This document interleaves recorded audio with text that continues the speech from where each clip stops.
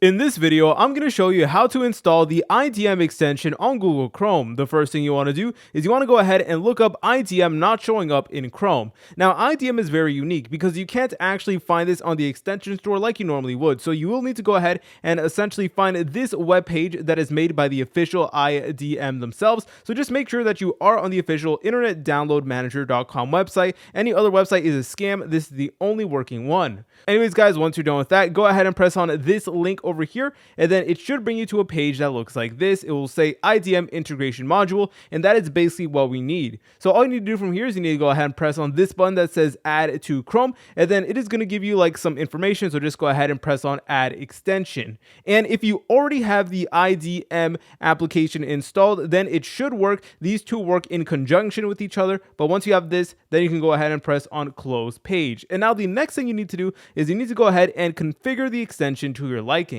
So in order to do that, let's go ahead and press on this like puzzle piece, which is the extensions menu. Then go ahead and over here and press on manage extensions.